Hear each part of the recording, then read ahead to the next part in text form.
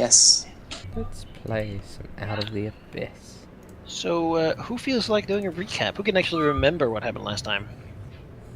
Oh boy. How you got in this whole situation? That's a question for the ages, isn't it? So, I suppose that's you then. Me? It's the ages.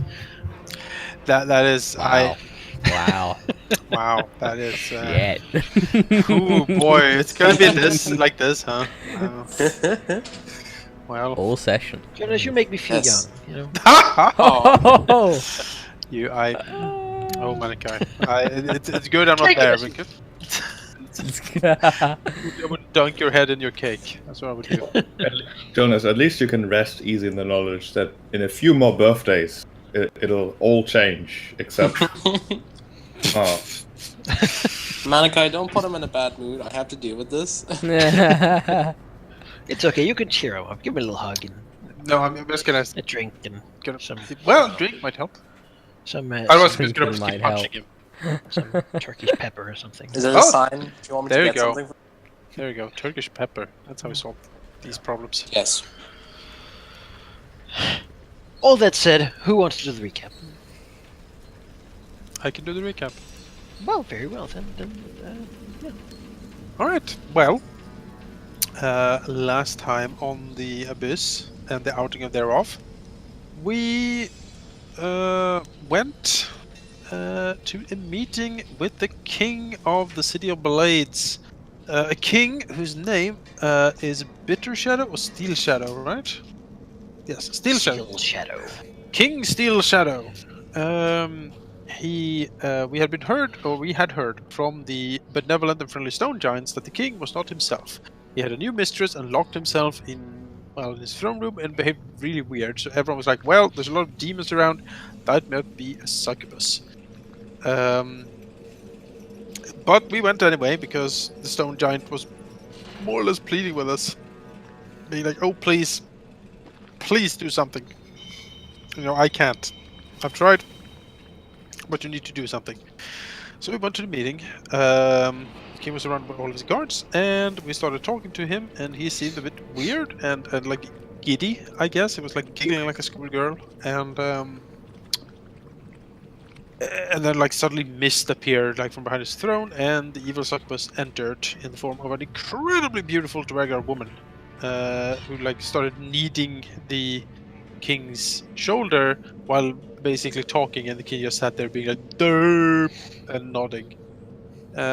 To which we concluded that yes, she was indeed behind this. She wanted us to punish the Darrow for trying to do horrible things in the bowels of the city. We really didn't feel like going after the Darrow again, so we had a bit of a crisis of faith, I guess. What do you want to call it? It was a bit of a crisis point where the group was like, we really want to help the king. Because we like Stone Shadow, or like not like him, but like he seemed, from all accounts, he seemed to be a capable ruler. So we wanted him to at least like anything is better than Crazy Darrow or Succubus ruling the world. So we went for him basically and tried to save him. Also because the Stone Speaker wanted us to help his friend a lot, and we like the Stone Speaker, so you know. But yeah, we were like discussed back and forth, and finally decided that yes, we should indeed do something about this. The king was behind a force field. We made a sign, or Gesh made a sign to the Stone Speaker. Was like, we think we can break the spell of the king, but we need to get him off the throne. Then the Stone Speaker throws himself in one of the fires, sacrifices his own life to break the protective sphere around the throne, allowing the party to act, basically. Liam rushes up, pushes the king off the throne, like separates him from the succubus, and throws him downstairs with the help of Eldeth. Split second later, Riordan's magic lets loose, and manages to roll a natural 20 on the dispel check, basically shattering any spell ever that would be on the king, freeing him. The king stumbles about. He's about to, like, he's still like weak from psychosis and stuff. So Lady Cyrilla rushes forward and restores the king for a few minutes, enough for him to regain his composure and scream out that the treacherous wench should be taken alive. And so we do battle with the succubus in 2 rounds, where we get a few hits in, but she will escape. At that point, the guard interfere and shoot her full of javelins, and we win. It was a very risky gambit, but it paid off, and we're very glad it did. The king is very happy with us. He offered us to stay in the city indefinitely. He offered to buy the wormling. He offered gifts to us, incredible, fantastical gifts worthy of our bravery and courage. And we said, yay, we want to be on our way, actually. And he said, well, you may be, but first a feast. And that's basically where we stopped. Yay. Woo. Yeah.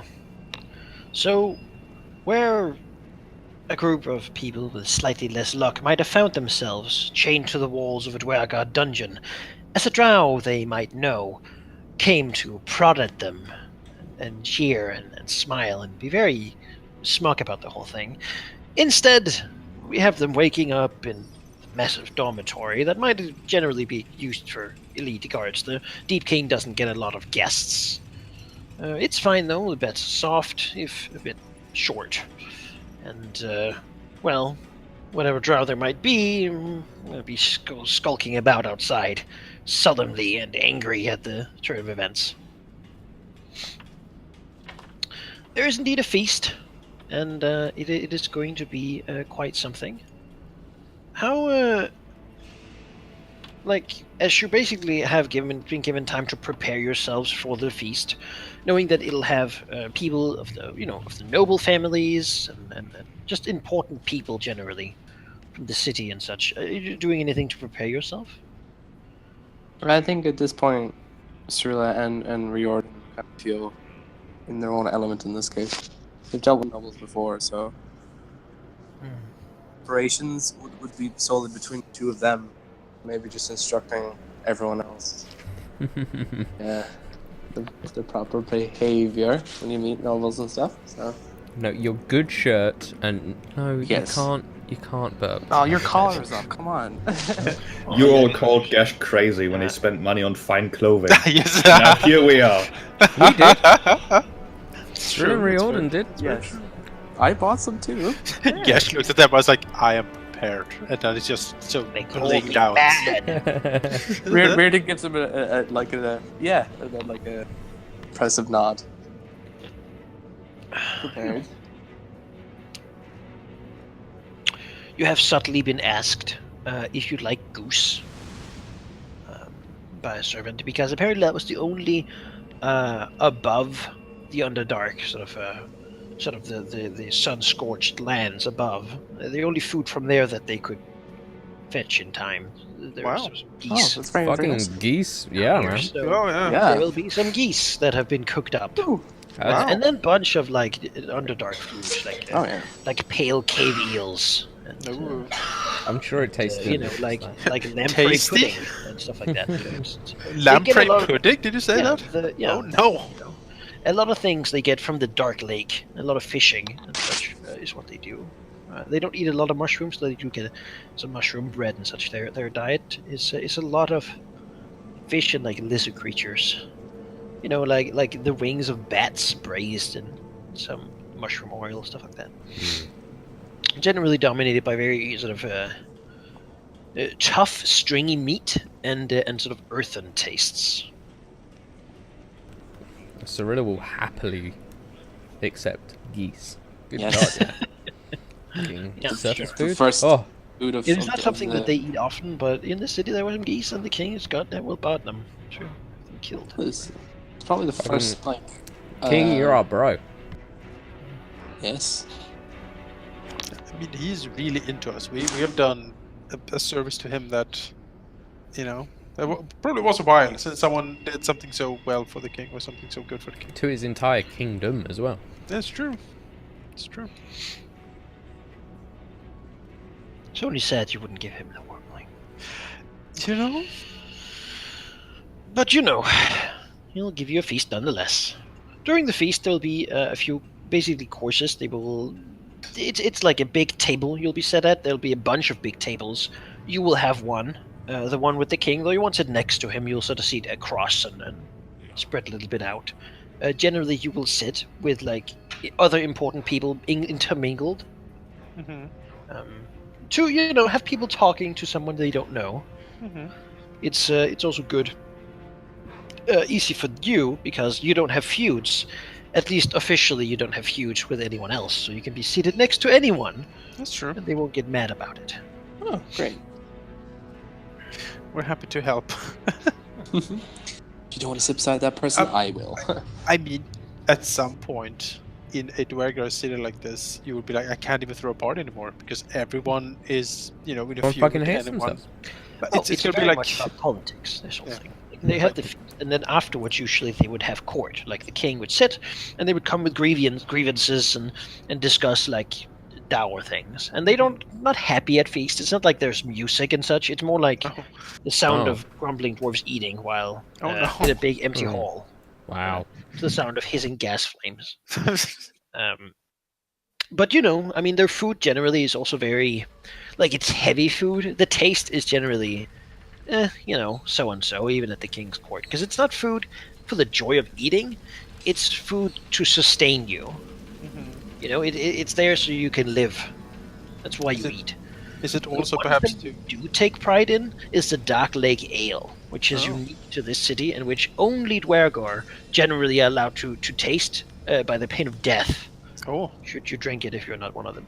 You will probably be served some of that stuff, oh, Oh, cool. ho, ho. should you desire to. Which Yeah, is definitely. Okay, yeah. the sure. only thing is known to make a dour Dwargar smile. It's a good mug. Oh. I assume without the penalty of death. Yeah. Like, we're allowed I mean- to drink it, right? It's not It's like- expressly said. It's a trap just to How just it- kill us off. Take the wormling. Yeah. Revenge for the natural 20. You're like, oh That yeah, might that'd be be efficient great, in actually. some ideas, though. The thought might cross your minds that if they did that, then they would have a hard time finding useful mercenaries in the future. Yeah, I think. And so it's bad for business to just murder them. when I'm they also find out imagining mercenaries. that the feast is also to show power. It's expensive things, not necessarily. And to show that he's back to all the dudes Right. around the city. Right. And show what happens to people who do good service. Good help is hard to find, as it were. Guys, we could make so much money in this city if we stayed Oh, on. we We could. have the king's personal endorsement here. But He has What offered about to the work, son? helping to deal with the Darrow, whom he is sure is behind all this, and he will crush them.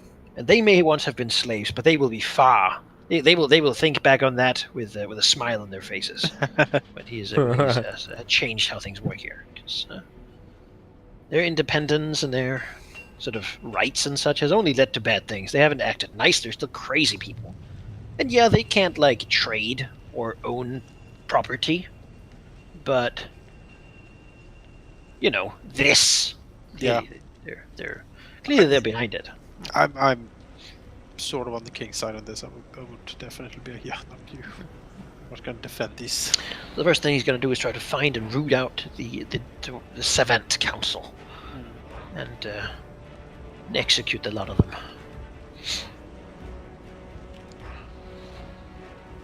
While also trying to deal with Thempachard in some sort of manner. Yes, he's very hard So to deal Thempachard with. generally also dislikes the Dwargar. No, not the Darrow a whole lot, so... Oh. Well, the problem is that the thing that stops me from being like, yes, let's settle here and be awesome, is that We would literally die if we we would did. literally die in a few months from this Due place. to all the wonderful Gas. Yes. smoke and such. It would be a great few months, but... Oh, it would be great. A great few months of Yeah. It can really ruin your day. But we have all of this dark lake ale to, wash it down. It does help. What does the ale taste like? Like just tar? It is a very let me actually just find the thing about it here. Because I don't want to give you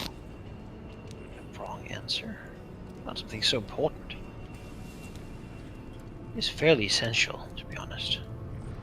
But it's basically brewed using water from the Dark Lake that's distilled. So you get all the good stuff that's in the Dark Lake, sort of in a concentrated There's manner. good stuff in the dark. Yeah, I Lake? was about to say. I mean, it's all What is taste. there? It's all taste. Okay. So it might not actually be good for us. It just tastes good. Does it even taste good though? It's drinkable. I I mean, mean, they don't die from it. That's the consolation. Let's see here.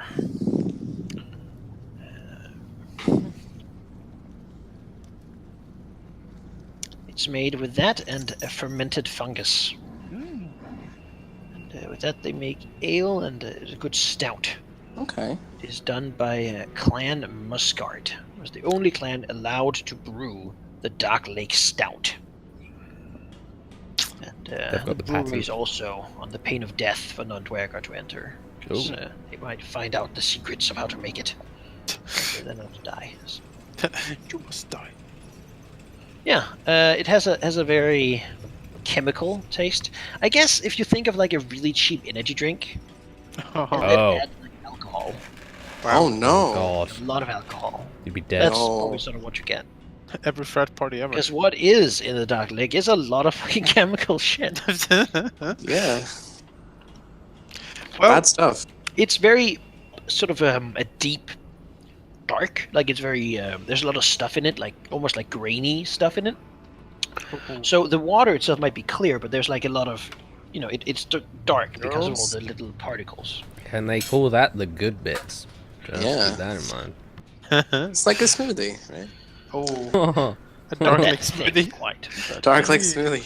All the but good yeah, stuff. it's something that they drink, and it's something that they enjoy a whole damn lot. It is close to their hearts. It might be an acquired taste, but I know. believe them. it would be unfortunate if you acquired it and could never have it again.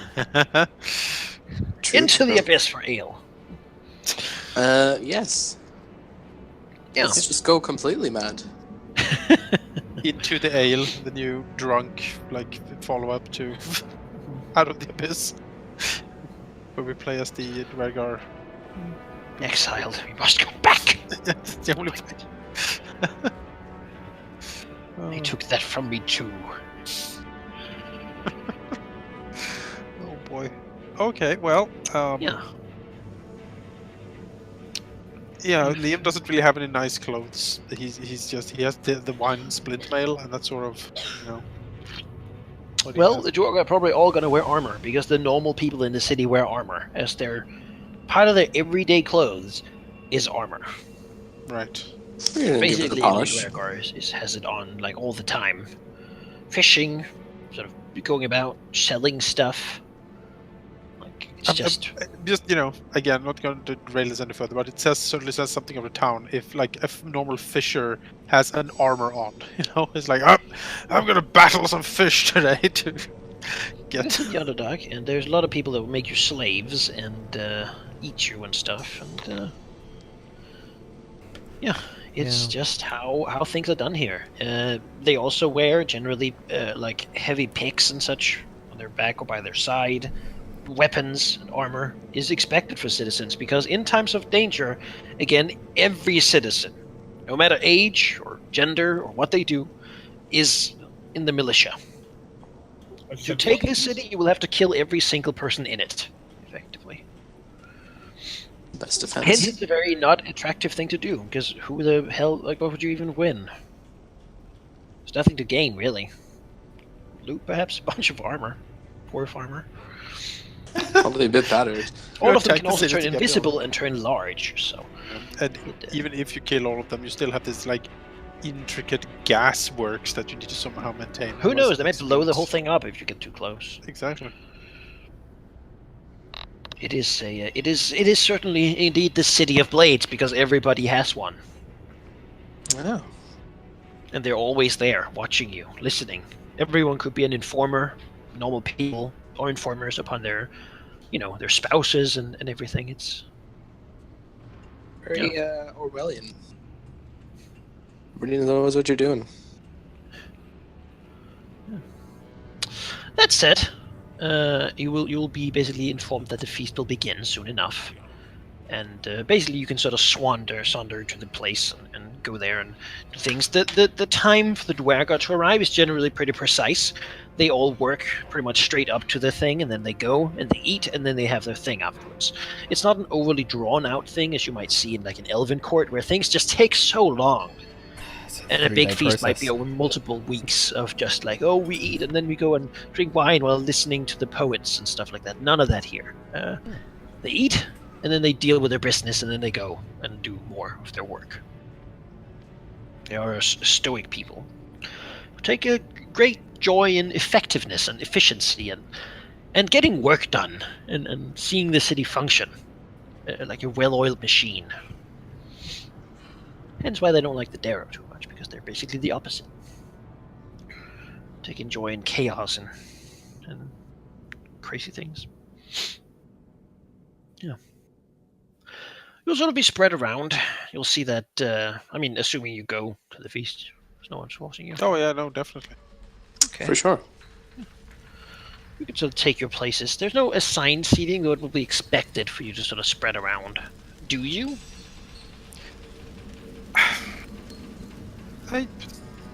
I think we're pretty safe, honestly. But I mean, if there's a drow at the table, there are drow. The two Oh, different tables. They also have like a couple people with them that don't seem as important. Does Cyrilla still have her madness, or have you lost You know what? That was Gash like is going 8 to sit next to one of the drow. While looking him in the eye, like, Yeah. Hello. hello. Do the Cyrilla's- drow? I don't know if he can speak to them though, because they speak like I mean, he doesn't need words to say what he wants to say. eyebrow like wiggling.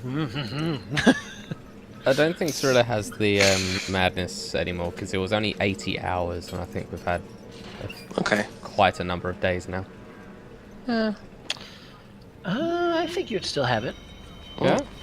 In which case, Roland is still mute because he had 90 hours of that. Yes, so Nice. Cyrilla and Reardon would have to sit together. Or Yep. At least quite Or at close. least 30 feet from each other. 30 Maybe feet this is a good person- distance though, like at a table. It is, but I mean, in terms of a role-playing sense, I'm assuming she would want them as close as possible. Makes sense, yeah. Yeah.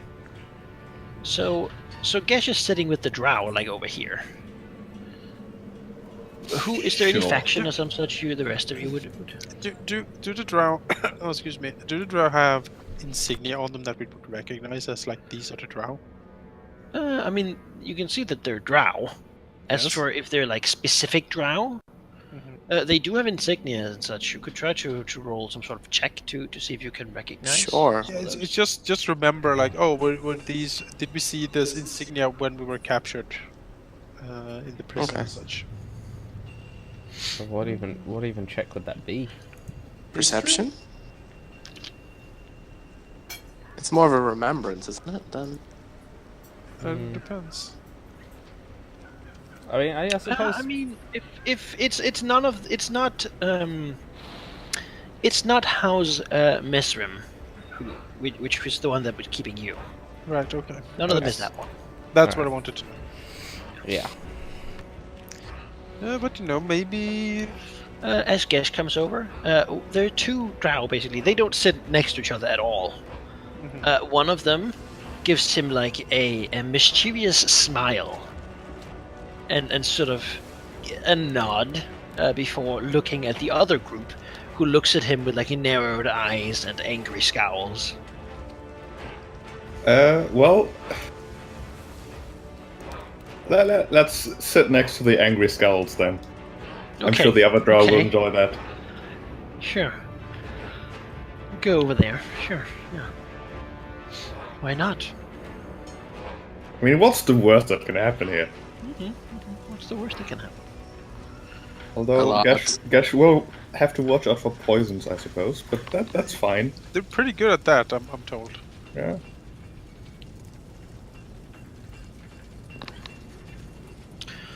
Their symbol is like a bloody throne above two, like, red, bloody daggers crossed. What you're sitting next to. General convention does not tell me that's a good set of symbols. Can Liam sit next to the captain of the guard, because he or she was kind of friendly to us. Yeah, she was kind of friendly to us. The ones that smiled at you had like what seems to be like some sort of it looks like a really spiky like red whip. Is their symbol? Yeah, the captain of the guard is here, of the stone guard, even, as it were. Yes. Is indeed here. It's Black Skull, and she will have conversation with him if she wishes to. Wonderful. And you two together. Do you want to sit sort of in any particular place? I don't have anything in mind. Don't have it. All right, we'll just put you in randomly. You sit next to Thundershot. You can't really get in here. But there certainly are Keepers of the Flame in here. And they certainly are looking at you with no sort of veil on their hostility. Uh-oh. just at this point, just put the, They especially seem to also be connected to one of the big noble houses, who also seem to dislike you some rather, due to what you've done. The Zundorn house. That's gonna be a problem.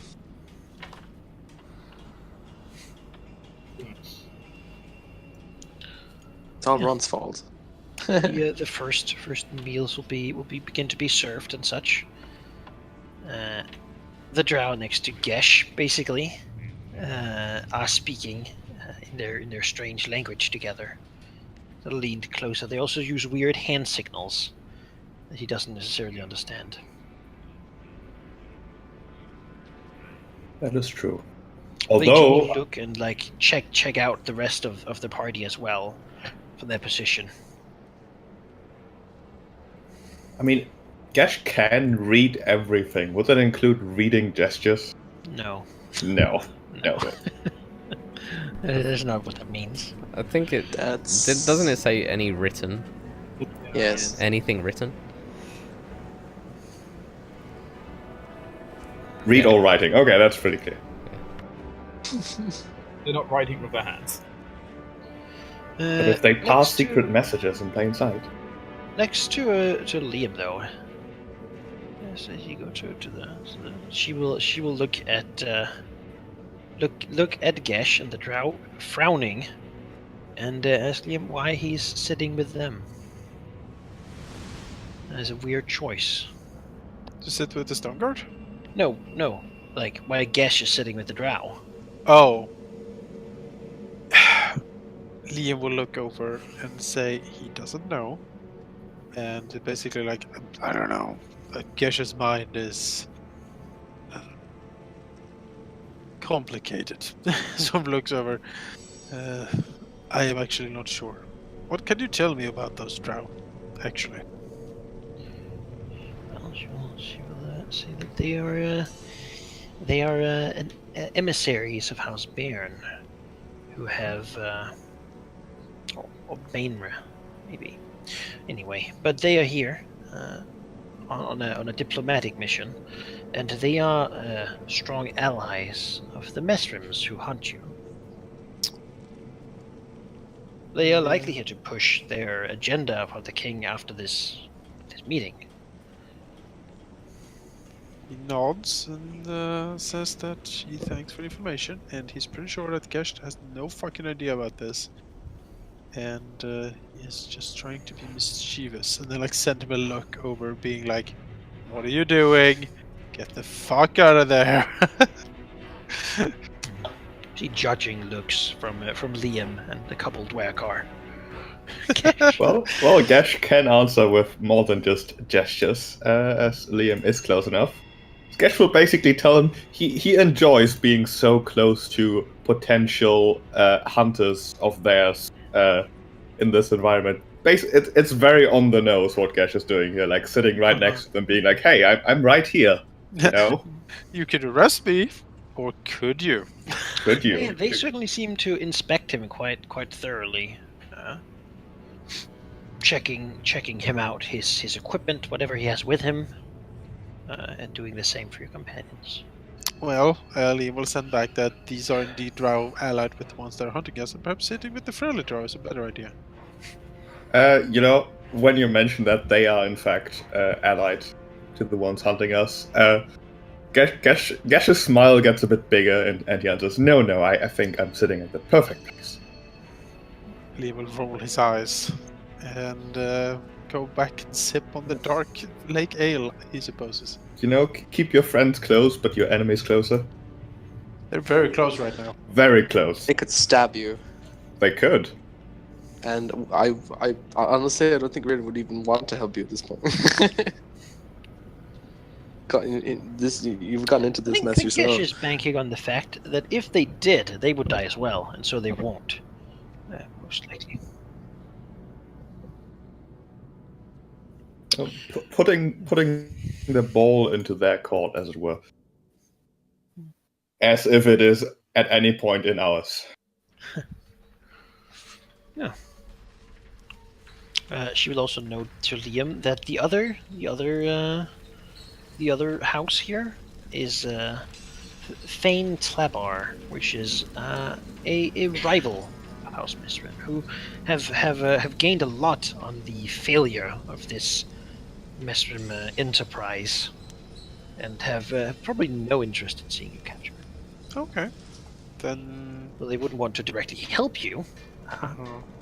You know. They enjoy, and they might... You know, they're drow, so they might actually, like, secretly... I mean, they could probably help us somehow. Just for their own, like, Schadenfreude, basically. Yeah. Well, then Liam will communicate this to Gesh as well. Or they could want to capture you to have them yourself. Yeah, that's true. Parade you through the city as their catch. That'll probably give them just as much joy. Mm-hmm.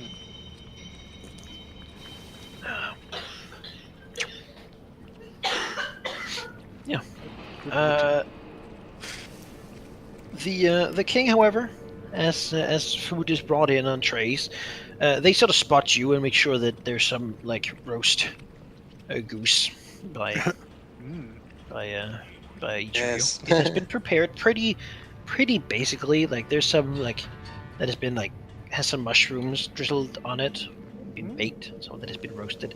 They clearly weren't really sure how to prepare it correctly, so they did their best to just like roast it. Right? There's also some that's like boiled and stuff. Yeah. There should be enough to satisfy all of your appetites if you're just into that. But there's a bunch of other stuff you can try. I mean, it's the first food we've got over the outside, so we're all like that. Yeah, Liam will definitely try a little bit of everything. Unless it looks positively hideous, then it probably will stay. Some of it does. There's like something that looks like an open maw. Yeah, like no. Little glowing thing sticking out of it. Like, there's a whole boiled anglerfish. They're captured and boiled alive to retain the chemicals in there. Roland is probably one of the few characters trying the most stuff out of the party, given the fact that he's already like the amount of weird stuff that he's already kind of prepared himself to eat anyway. Yeah, I mean a lot of it is like it doesn't taste terrible. It feels really weird to eat. Like it's stuff like, you know, the Underdark equivalent of like a goat's head. Oh, it tastes fine, but it's just eerie, like it's cutting out the tongue and eating it, you know? You may still nostalgically savour a little piece of goose though, because it's been a while.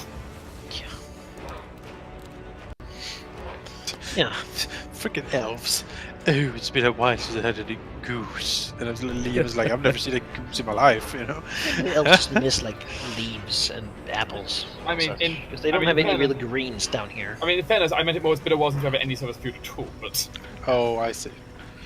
Some people are tired of mushroom bread and mushroom stew and mushrooms. So. Or the mushrooms that you sort of drink the belching liquid out of and stuff. Because been a lot of that. About elven princelings as he eats the goose. Drow or elves or whatnot, the Dwarg are no difference. Yeah, you're served up, and at first it's like with some lesser ales and whatnot, until like a big barrel is brought out by the noble house who makes it, of the Dark Lake Stout. Then they sort of tap it and begin pouring huge mugs for everyone here. The drow, for example, excuse themselves. They have brought their own like fancy drow wine, but you know, the Dwargar take pleasure in it. It's quite clear to see. Do you drink the Dark Lake Stout? Liam will definitely try some. He won't like guzzle an entire, pint immediately, but he'll take a sip and see what he thinks. Yeah, I mean, give it a go at least. Considering that the air down here is poisonous to us while it's perfectly fine to others, I don't even want to know what that drink would do to, like, non-Durga and non-underdwellers. So Gash is going to politely pass.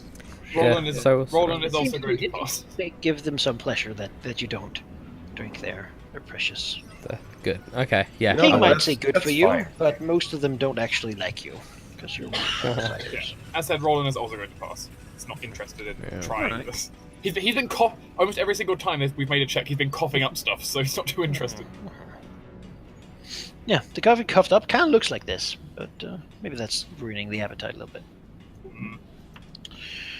Yeah, as I said, it tastes very chemical, and it's certainly strongly alcoholic. The fermented mushrooms give it more an earthen taste, and it's very sort of like a strong stout beer with coffee grounds and like a chemical taste. Yeah, certainly is a strange thing to people from the above. Yeah. As the first things have done, the king will like, he's just finished a big mug and he claps his hands, and servants with some pillows, 5 servants with 5 pillows come out, and each one goes to you.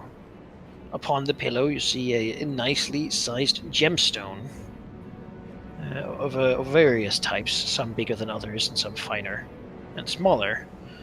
Each of you delivered one of 100 gold pieces worth. Alright. I don't know how weird it feels about this public display of gifts though, in front of everybody. You Accept can it. certainly say no. No, I'm not going to refuse it. I just I don't think anybody else would appreciate it. In a political sense. Who cares? We're leaving. No. You can observe. This happens, and people look and sort of stop eating while it's delivered. See every one of you take your gemstone, and then they continue. After a little while, another 5 servants come in. This time, upon the pillows there is a piece of paper, and upon it is an indefinite mercenary license, granting you the ability to work and trade in the city of Blades as were you citizens. Wow. Whoa. That is very generous. Wow. Yeah. That That's basically, pretty nice. yeah. You mean no price hike? Oh my god. Woo! Just double price, like Normal. which is better than most cities upon the surface too. Yeah. We could just find a way to the surface and we'll make a fortune smuggling Dwargar. Dwargar. Eels. We could sell these. Yeah. Yeah. Yeah. Oh, I lost mine. Can I have another one? The next thing that comes out is for each of you a little fungal wood carved figurine of a lizard. You're informed that it is representative of a giant riding lizard for each of you that is being saddled and prepared outside. When you leave, you will each have a giant riding lizard to keep you company.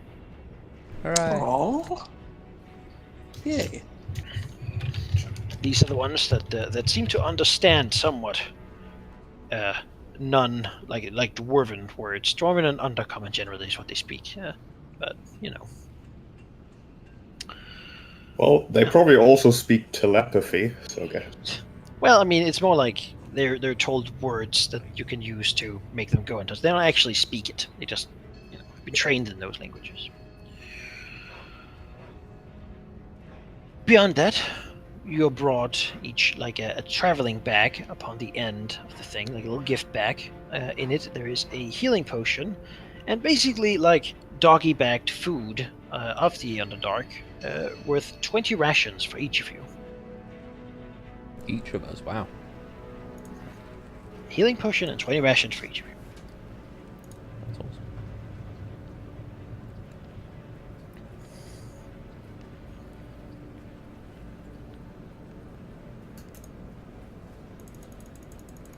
As the feast is nearing its end, Orgar Steelshadow, the fifth Deep King of the City of Blaze, will also announce that as you will be leaving on a mission that can help the city in the future, you will be given an escort out to a day's distance away from the city. Alright, nice. That's good.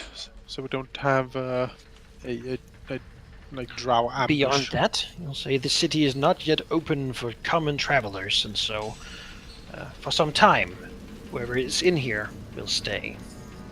Oh, that's good. Screw you, drow. Does Gash smile extra widely when it and lets her know? He is impeccably polite. Like looks at them like.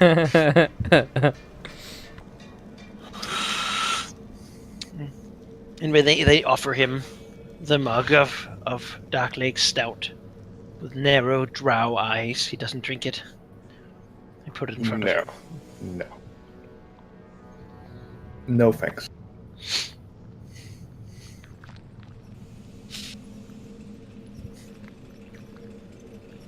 I mean, we're not crazy. Don't. I mean, comparatively, yes. Okay. Technically, we are. Not in that way, though. Exactly. No. We're not suicidal. That's the difference. Some nice idea. I instantly. The greatest enemies must be my friends. We were all a bit suicidal last session. It's true. Yeah. Beyond that, Orgar Steelshadow will say that this thing here cost him the service of Stone Speaker Hagram, and he will promise those gathered here that there is a reason they see no Darrow representatives among them. The Darrow have run rampant for long enough. They have been given freedom from chains, and although they will never be citizens, they have thrown scorn upon the generosity of the Dwagar on their behalf, and he will have it no longer.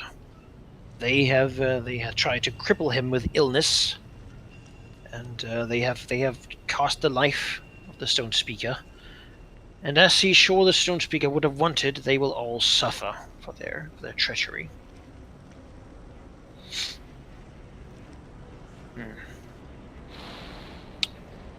Doesn't hear cheer, because the Dwegar don't cheer, but you see them take their full drinks as they hear it. Seems even to make the Keepers of the Flames a little bit more happy. As for his unfortunate love affair, no words are passed on it. He doesn't say anything about it. Perhaps fearing that there are those in this crowd still under the spell and influence of the creature he has in chains. If that could truly be to say, the aspect of what that creature has in store. What's in store for her is not a good thing. Not a good thing at all. Yeah. Is there anything any of you want to bring up? Anyone you want to talk to about anything particular? Prepare to leave.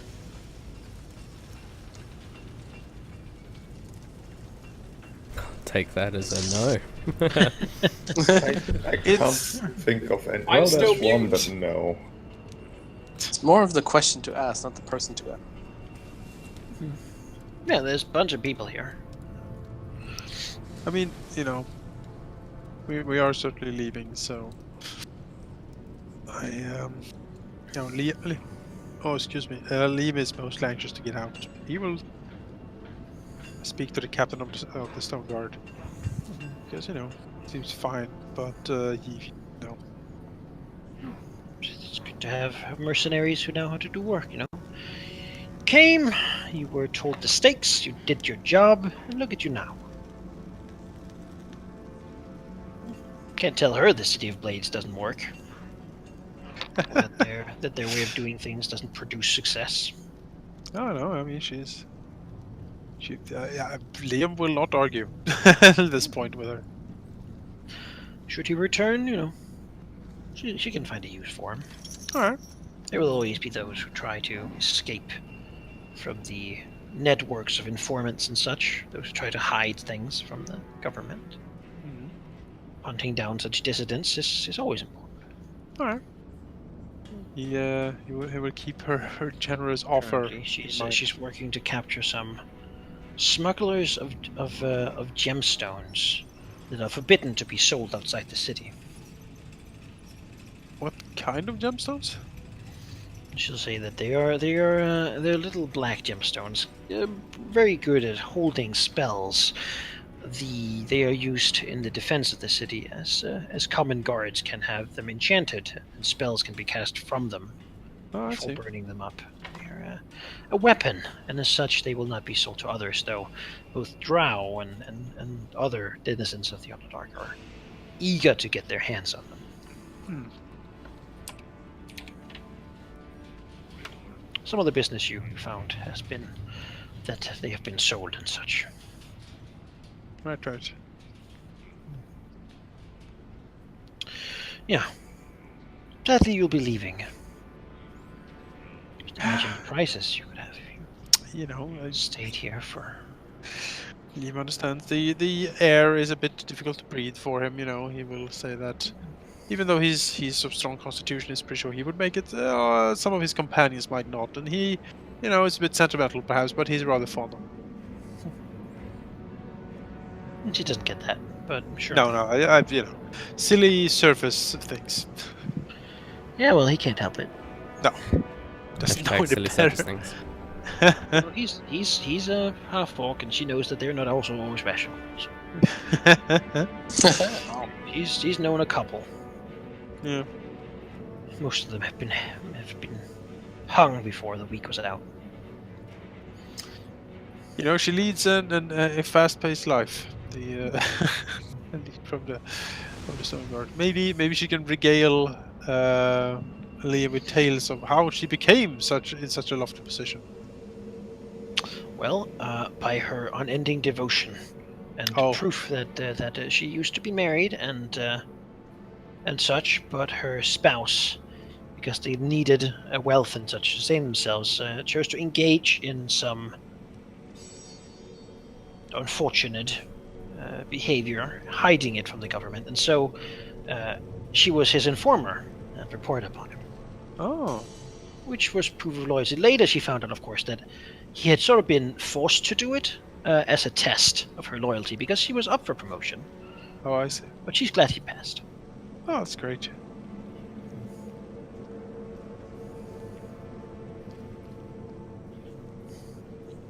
Alistair, don't you, you say that you're from something on the surface, She imagines that it is common there as well, or perhaps not as enlightened. It's Liam will try to explain to her some of the comings and goings of the surface, what little he knows of kings and queens and how it works. It's usually not like this. Certainly, it is more of a sort of freedom-based way of living. That you pay your taxes, but as long as you do that, no one really cares what you do. There are some laws like don't steal, murder, and such. But Chuckles at the inefficiency of it all. How much more could be produced and done if they were just a little more efficient. Yeah, You're not wrong. Listener says yes. I mean, the plebes could certainly sort of rough hand. Yeah, I mean, but the Spare the rod, spoil the Instead child. of a Says deep Lady king, they will Sibilla. have a queen. Yes. the lords and ladies don't need to do anything so long as the plebs do it all. Wow. Distribute the work and all that. Plebs are needed. And then we can look People would after be them. happy to hear that. Roland's just rolling his Children. eyes at this point. Able to. Yeah. And with all that, you will be escorted really out of the city. It seems that since you have chosen to leave, and probably also that he has got the air that you're pissed a few people off in the city, the thought is that you would like to just go.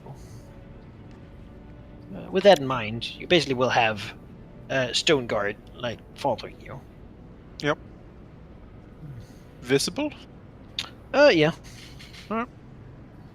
I mean, they probably to are make also us more invisible, comfortable. but the visible ones that's are the ones you're sort of supposed to know about. So, Right. as you'll be led outside and brought to your new geckos, riding lizards. Yay! Hey, is it like an appropriately sized gecko for Riordan, or the same size? They're bigger, like a bit bigger than him. They're basically the size of like a horse. Oh, well, you know. They probably don't have them for his size though, because it's the same creature. They don't have like a pony version. That's okay. He'll just clamber up as best he can. You should bake, and they're not the fastest. They're sort of, as fast as most of you.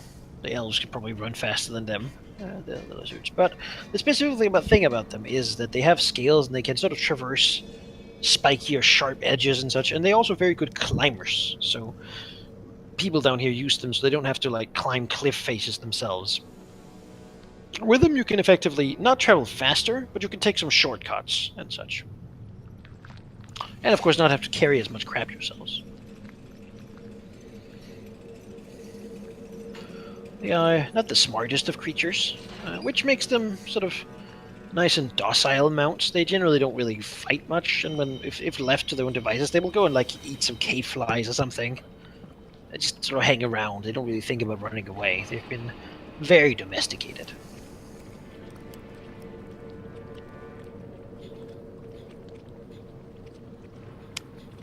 Yeah. Have you all have your characters ever ridden before, on like a horse or something? No, Definitely. absolutely not. Roland likely has in the past, basically during like hunting through the wilderness. Basically like using a bow on horseback kind of situation. Yeah, Riordan has. He's kind of amongst a group of teachers of other noble inheritors, so he had to learn everything basically himself. And writing's one of them, at least. He's not very good at it, but he can use a mount. Liam has. He's not like a mounted knight or anything. If he rode into battle, he could maybe swing a sword, but usually he would ride to the battle and then get off the horse, and They certainly don't seem to be battle mounts. They are too docile for that sort of thing. The battle mounts of the Rhaegar are the steeders. Run very fast and can be very dangerous.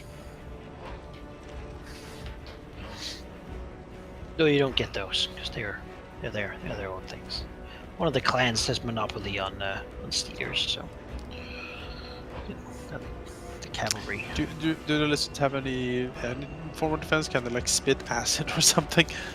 No, they can sort of bite people generally, and they have a very good, basically what they do when they hunt, they bite something and they just hold on. They're not trained to do like battle stuff, but you could potentially, if you had appropriate skills and time, train your lizard to bite and like grab onto people, and allow you to stab them more easily from its back. Yeah. Battle training your lizard would effectively train your companion that has the power to, once per encounter, grapple something you attack. Oh, that's great. Okay. What would be required for that specifically? handle animal, I guess. Yeah. Or whatever it's used. Is that where it's used? Is Is that a thing? Is that a thing anymore? It is a thing. Animal store thing. Yes, animal handling. Oh, I can do that. Listen, lizard. It's you and me now. That is literally my worst skill. Together forever. Yeah, so maybe Gish doesn't like the giant lizard that he has to get the No. bag off. But again, he's as fast as it is. He can just sort of walk next to it or whatnot. They generally just follow one another. Like, if they're put behind another lizard, they will just walk past, like, follow that lizard. Again, they are not smart. And, yeah, they're mostly used to climb stuff and carry heavy things. Yeah. Do you want to do anything else before leaving the City of Blades to go on out adventuring? No, I think we're good.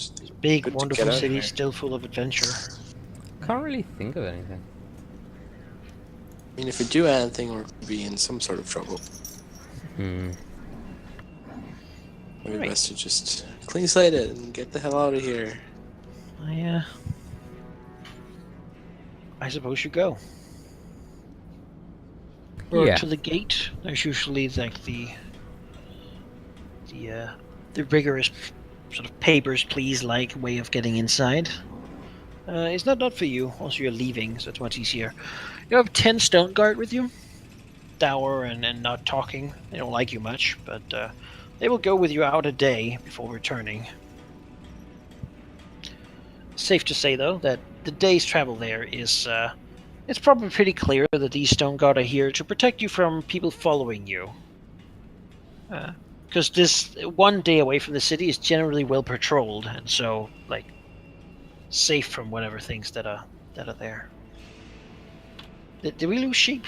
Sheep are here? Anyone here? Yeah. I'm here. I'm alive. Guess we just lost sheep. Okay, I guess. Anyway, but this area is generally well patrolled, and so there's like not a lot of creatures here. You can see clear signs of like campsites and whatnot that have been used.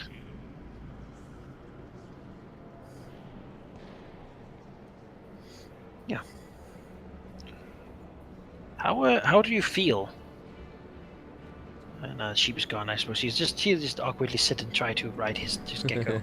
But how do your characters feel leaving this city? Seeing like the big closed gate behind you as you travel away from it. I think the biggest feeling that Reardon has is just relief. It Yeah. wasn't a really good place to be in. We were always beset by something dangerous, and we haven't really gotten a chance to catch our breath. So that's the first time it's like, oh, well, Yeah. a little bit of a break before the next thing happens. So yeah, it's relieved and a little bit happy. He still kind of sucks that he's down here, but at least things are moving on. So We left way better off than we did entering. we certainly did.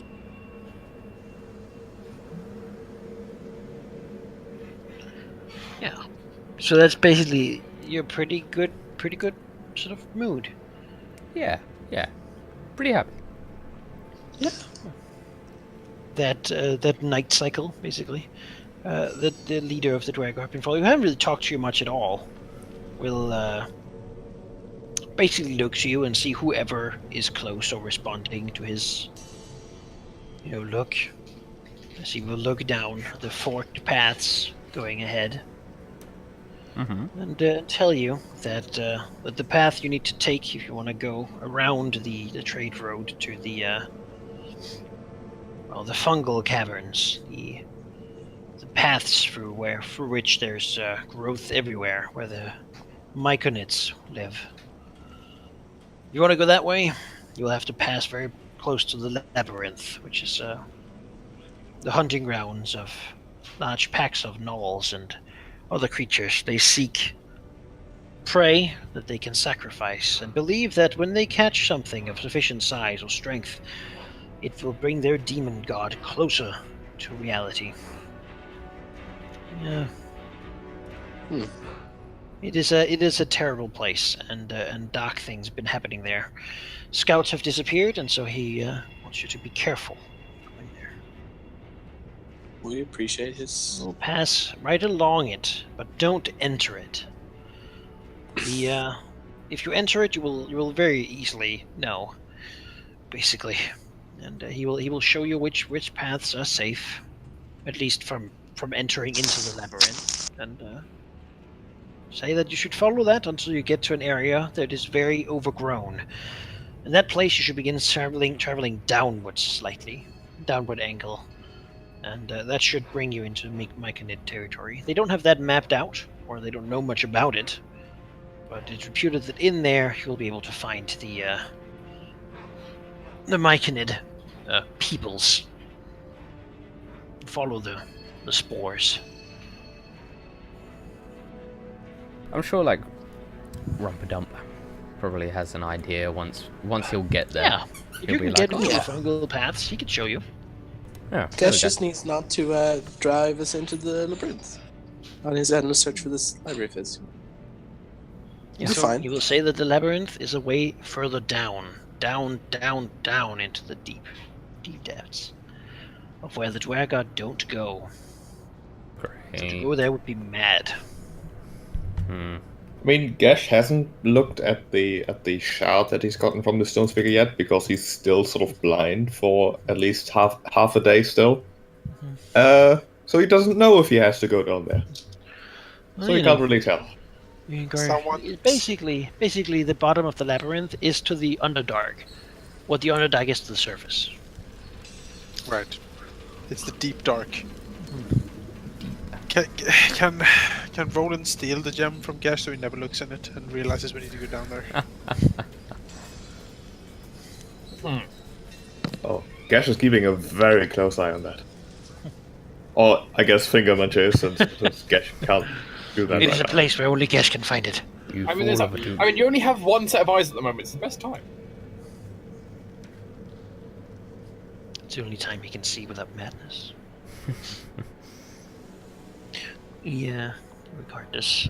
Yeah, the captain will basically ask if you have any questions before he will take his men home. He has no interest in camping with you. Consider it. Does he have any final advice? Don't enter the labyrinth. Alright.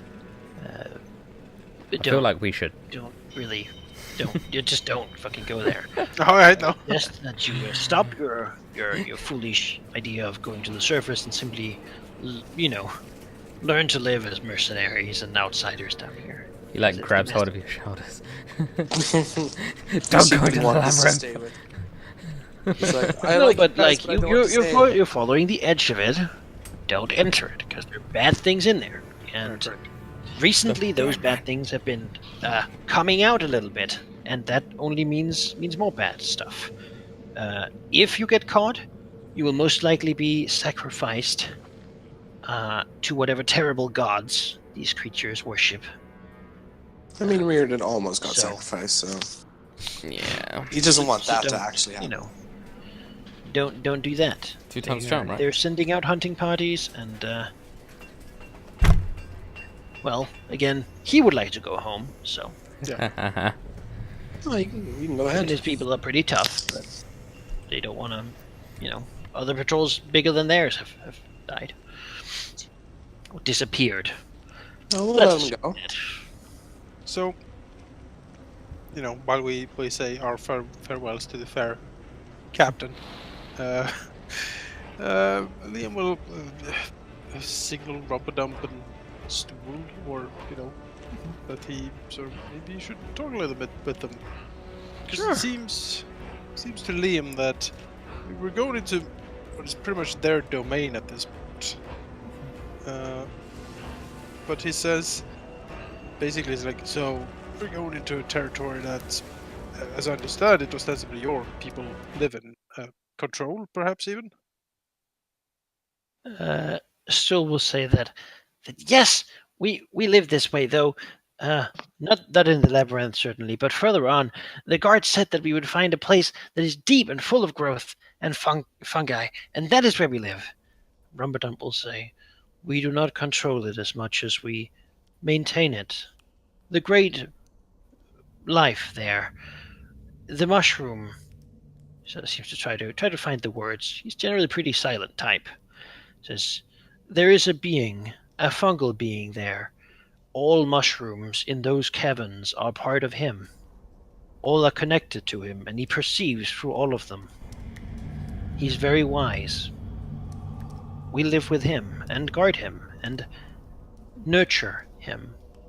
We allow creatures to live in the caves because, in their life cycle, they bring food to the great mushroom. Liam nods slowly. Sometimes we have to maintain them. If there are too many goblins, we have to remove some to restore the balance. So we do so.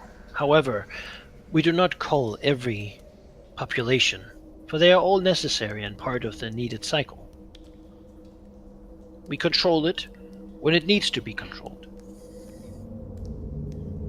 And you said that.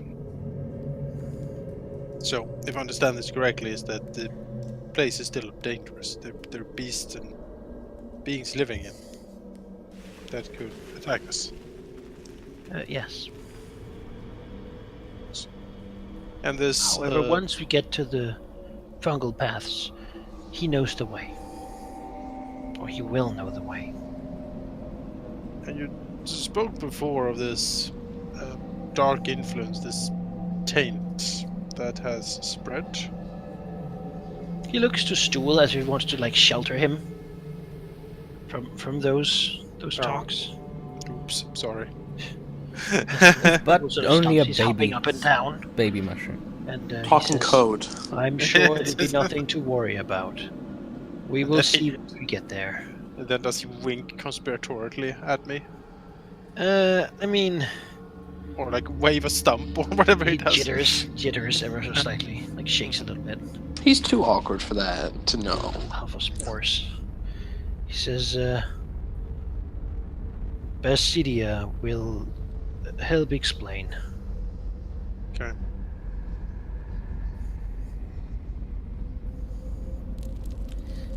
Alright, well. Check. We're walking into dangerous territory still. Potentially full of demons. Or demon worshipping gnolls. Or that, yes. Liam will have will be on guard.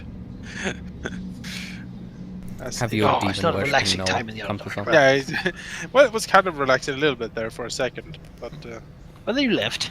yeah, then we left. So Roland may Back be keeping Dawnbringer surprisingly close. Draw. Yeah.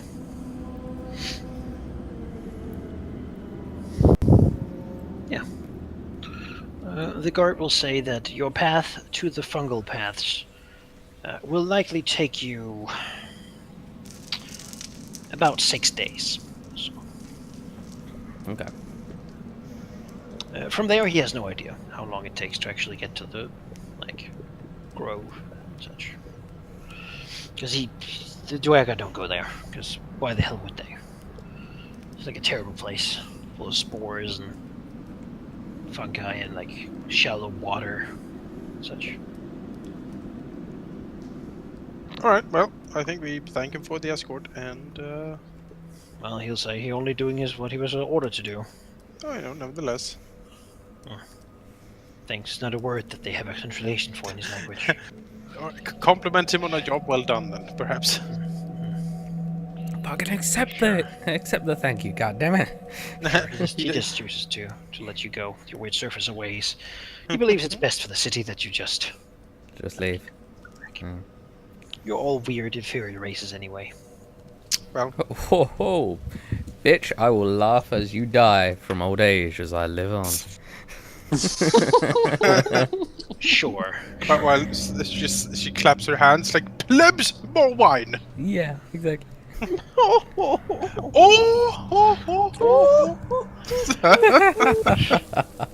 Yes, Cyrilla has that laugh, definitely.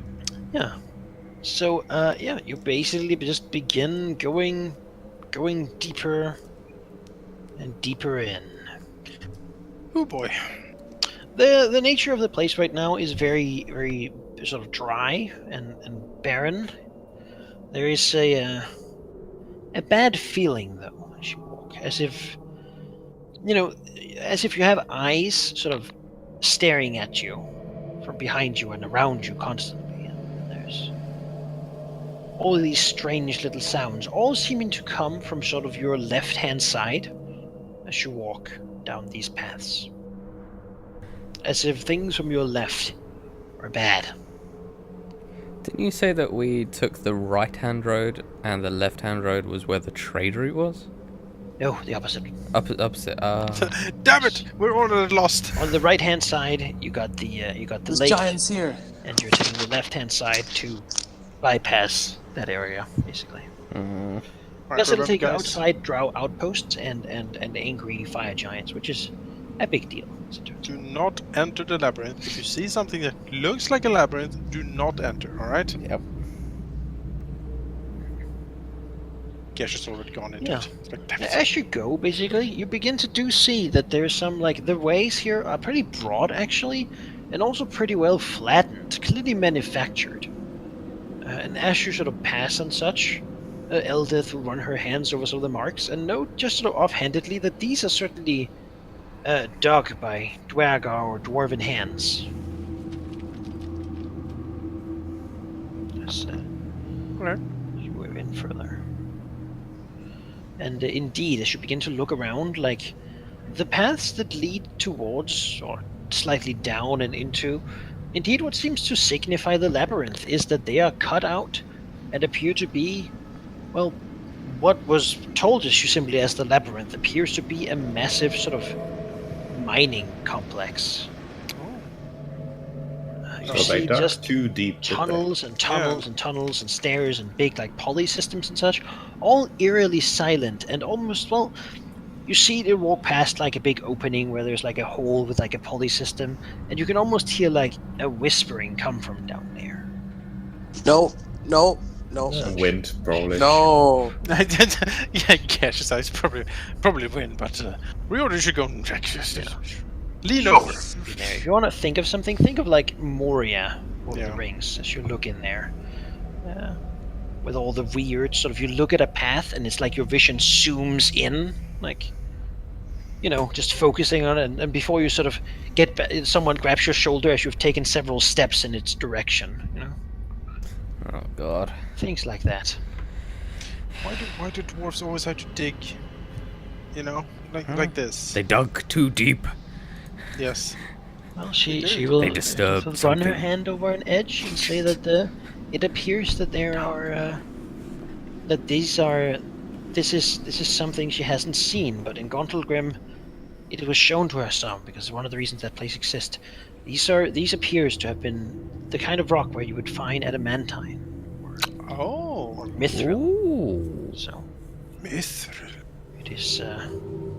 You can sort of see that she, like, almost a part of her wants to go in there, but she doesn't. She's stronger than that. It would be silly to go in there unprepared. There is quite a few paths, and the guard did say that it was a way down, very deep, to things that are presumably very deep down. Yeah, no. No, Gesh, we're not going. I mean, our goal is still to reach the surface, but we do have to keep in mind that maybe if we don't stop what's going on here, there won't be a surface. If we So keep, really going into the labyrinth is in our way. Yeah, but not right now. No, not Alright. right now, I agree. Okay, as long as you understand that, that's fine by me. Just not now. Yeah, continue. A day goes by without any real issue, except for every so often passing these like ominous entryways and such, an old gate of some sort of like iron that has been like bent out as if something massive wrenched it from its hinges and smashed out into the hallway. Just no bodies though, and no real sign of anything alive from in there. Though at one point you do hear a maddened howl from in there. Yeah, I don't Not very quite- enticing, no. So if the day is over and we're basically at the point where we're going to rest again, as far as I'm understanding this, I mean, it's not really a full rest as much of the Underdark is. Yeah. Basically, you can't really get good sleep down here. Nor can you really get a lot of time to. You're constantly disturbed by things. Actually, the small critters that I hear, like little flies and whatnot, are all very aggressive when they come from here and sort of just bite and But that means that will be the first opportunity for Gash to get a good look at that chart. Yes. Let's just say that the madnesses you have are gone now. 2 days out of from the ones that were timed mute. And your need to be near the rifling, and indeed the blindness as well, have ended at this point.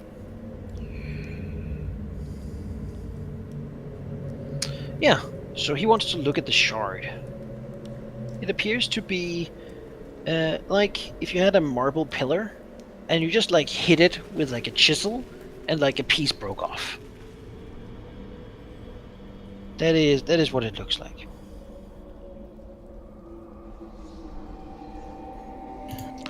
Did the stone speaker say exactly where it came from? Like it was like the back wall of the library or something. It's like Basically, it's a yeah. piece of it, a piece of the library.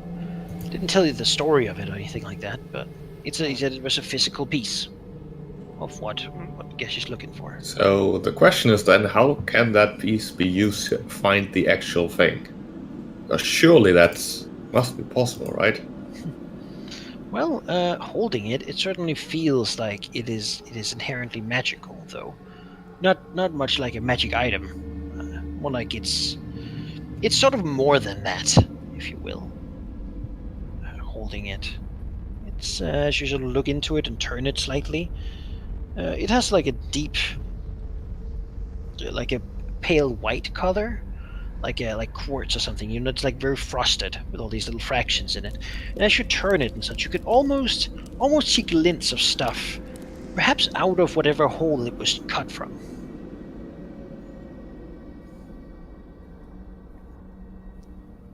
That's nice. Beyond that, as sort of mess with it, it does seem to have some inherent properties. For example, were you to use spells of the divination, using this as your focus for it, you could either just enhance them to gain, indeed, an easier way of finding the library by having basically those spells give you an enhanced amount of information about that specific topic. You could burn it up, basically, to cast one such spell at a great power, but destroy it forever. Or you could simply channel through it magic of inquiry. It can allow you to speak with animals, speak with dead, or speak with plants. These take a number of charges, and charges regenerate basically every day. That was speak with animals, plants, And dead. And dead. Plants is going to be quite good soon. I mean, we have That, of plants course, with spending us. time, you can always try to gaze into it, getting lost in the weird shapes and such, and see if you can make out something. Oh, absolutely. That sounds like a terrible idea, so absolutely. Kind of thing you're into. The wisest of all of us. Want to see if you can make out something. Could you roll me a d20 then? Sure. Oh god. That's pretty good. Alright.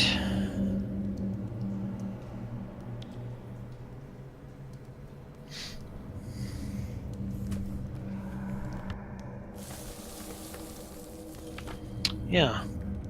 Well, as you gaze through it and sort of turn it, that night you see a reflection of what appears to be a male drow, some youth, like fumbling across a shelf of books.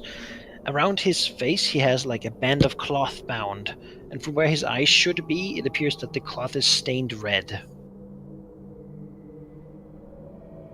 Yes, he's grabbing things. Upon him, he has a few hard to make out symbols and such. And if you want to do a history check, if you have that as a skill. I don't know. Okay, then they mean nothing to you. But his fumbling blindly through this place is what you see. Okay. Can he make out the symbols clear enough to maybe describe or draw them to maybe the investigator by someone else? But anyone else would have a higher DC for knowing about it. Sure. I mean, higher DC is fine since Gesh can literally not do it. So he'll approach like Cyrilla knows history, right? History. And Rhiannon, yeah, Rhiannon, come over. It's important. Do you want Cyrilla What? as well? Oh, Yeah, come over. You can Both of them, just everyone. all right. Someone could assist for advantage, I'm sure. That's yes, like What does this mean? Exactly, his eyes are just glowing like I have seen. What is this symbol? Let me take a look. Guidance. Sure, I'll take like advantage from me, I guess. You can give me guidance and advantage. Sure. And guidance. Right. Don't fail me now.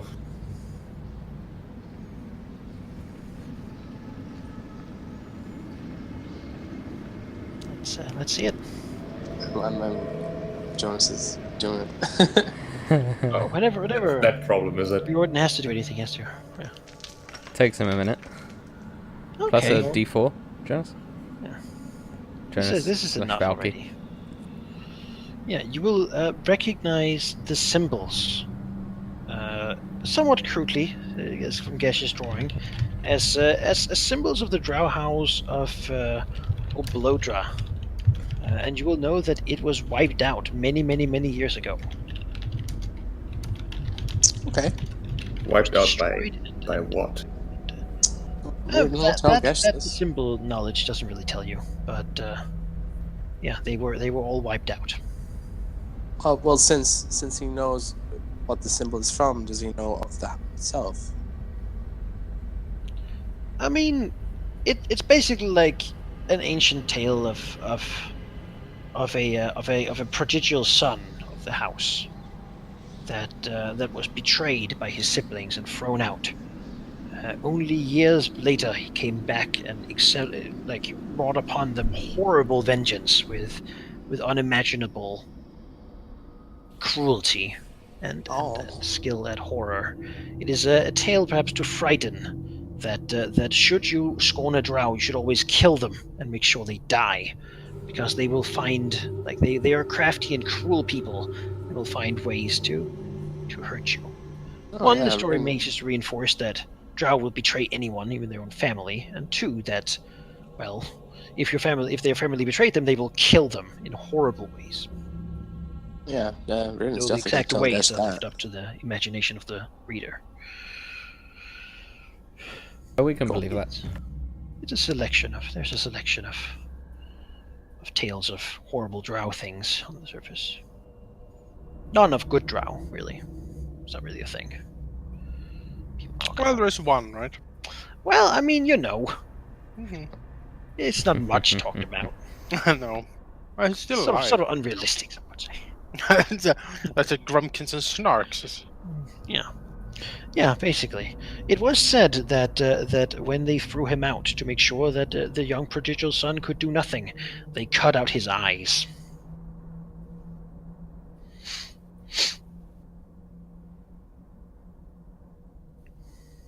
Yeah, Jordan can perhaps recant the tale in his bardic limerick too. Oh, he sure does. He'll make it as horrific as possible. Yeah, Most horrific song we've all heard. his eye was cut out and he was Yes. thrown to the ground and tortured for days and weeks. At that Then he point, stumbled out into the darkness and fell deep down below. Lady Cyrilla faints. It's like, oh my! No, she More helped like, fill in the filthy, information. disgusting drow. I heard that they Yes. forced like live spiders to eat their way out of him. You know, Wow. whatever That's things horrific. they could come up with. Really gives her a high five. And Wasn't it's in the good story, because they're, you know, they're drow. as a good bird, he knows that stories about drow should be embellished because, you know, I mean, wouldn't they do that? I Sure. mean, they Yes, most they probably. certainly would. He wants to scare Gash a little. Come on. Can't prove otherwise, right? I don't think those stories would really scare Gash. It would more like make it more apparent that he really cares for the details and not the embellishment. Oh, sure. He's like, yes, torture, but what does it mean? That What are drow we are all bad fighting people. for? No, not the moral of the story, you silly. So the Stone Speaker did say that you can only find the library if you really need it. So I don't Sounds think to we Gash need like it that. right now. That's the thing. I don't think like Gesh's heart needs it. You know. Yeah. I Yeah, think he wants he's it, sort but he of of the doesn't same- need it. yeah, he's sort of of the same opinion. Yeah. How can I make myself need it though? Exactly. I want to need it. Kill my friend. No. This is a very good subject It matter. must be very frustrating. Yeah. Wanting to need something is very difficult. He wakes up every morning. Do I need it yet? Do I? Oh, I thought I needed that. Oh no, wait. No. Almost. Where's the wind? That was just a whiff. It's like, oh, no, you have gas. Never mind. Bit bloated today. It was those Load of mushroom meat. tacos. Yeah. Dark water ale. Yeah. Bit hungover. Taste doesn't wash out for days. Ugh.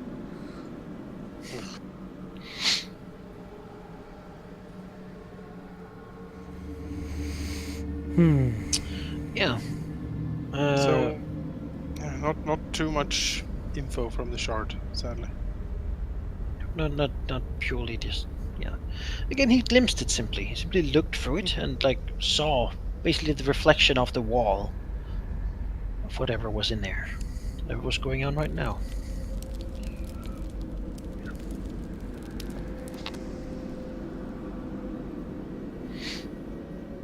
Yeah, that you can use the shard should you choose to do so. By that effect, it is a magic item of quite some power. As you continue, and I suppose you do, Yep. Yep. you continue sort of walking next to these little paths that lead to the labyrinth, sort of skirting around the things that are there instead of going straight through, because you don't really want to. Sounds like. Yeah. And let me just put you on this map instead. You should copy your tokens, by the way. Yes, no. Yeah? My copies. Yep. Yes. You all good. good? Yeah.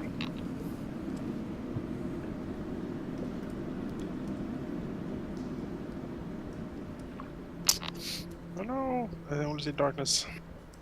Yeah, you will. That's my That sight, is all Jonas. you can see. Halfling sight. 10 feet. I clicked on your token and saw how little you see. It's really frustrating. It is. Oh, it certainly is. It's one of the two.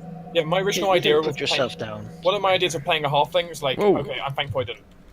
We're huge. Oh no, I'm missing Fingermuncher. Well, I guess he's gone forever. Oh no. Yeah, no. Yeah. No. Are you on this map? I suppose you were somewhere. Is he on you again? Delete or remove the old use. Did we name the dragonling? Yeah. No, No. I don't think so. Okay. You didn't. We talked about naming it and then we didn't. Okay. We got sidetracked. You want to, He's though. the nameless one. I still think like there should be a name for him. We need to like give him a name and dunk him in water and get it done with. Characterize it. But what god will he be, baptized to? Something Cthulian, I'm sure. Cthulhian. The god of The Gesh. world eater! The terror of all! Excuse me, Lady Cyrilla. He will exterminate the world! Lady I mean, Excuse me, what? that was a bad cough. Well, Lady Cyrilla has like performed weddings, maybe? Has she? No. Weddings? What? And like ceremonies and crap. If you love the dragon so much, you should marry it. I meant baptism. Yes, I Baptism? I don't know. bit tired. Do elves have baptisms? I mean, that's more on a religious basis than a cultural Do basis. they? Yeah. I know that elves get a child name, and then Yeah, they and then they get pick like an a adult later. Yeah, they pick an the adult. name. Same as like a dragon. You might be like Bebop, but he's like, I am no longer Bebop. I am Death, Secarus, the murderer of civilizations, or who knows what his dragon might call itself. Or Shardalon the Destroyer. He hasn't murdered anybody yet, so. The terror of innocence. Or... Yeah, saving this room was a good idea. The terror of the merry companions.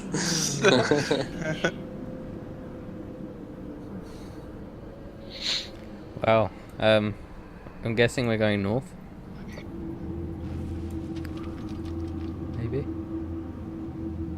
I don't know. Yeah, but just Probably. give me a moment here. Why are there 85 Geshes? What? You could remove the number, I think. Oh, it's 85 because I set my map tools to give duplicate tokens a random number.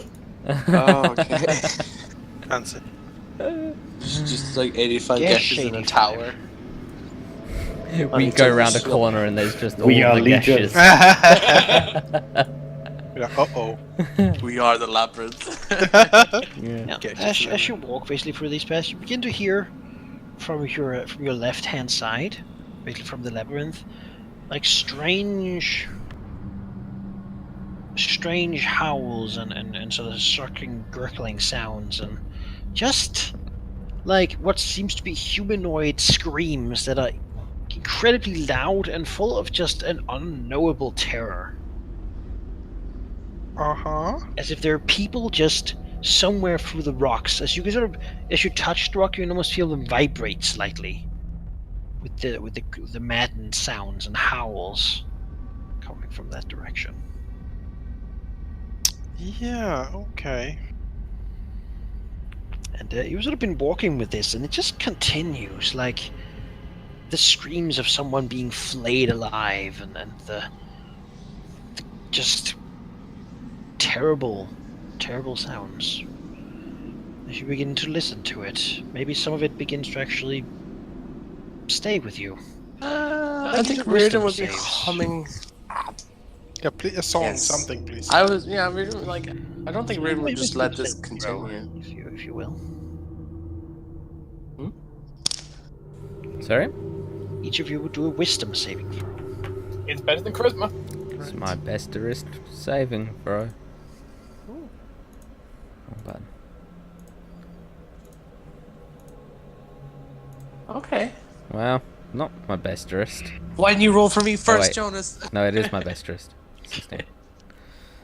Very average. Unless this is like a charm effect, I'm not in good shape. Look who's going mad. It is not. There's a charm. I've got advantage. How did you guys know that was what it was about? Yeah. You are looking at a fairly low DC, however, Riordan and Roland both feel that. That is something. Riordan gets a lucky charm.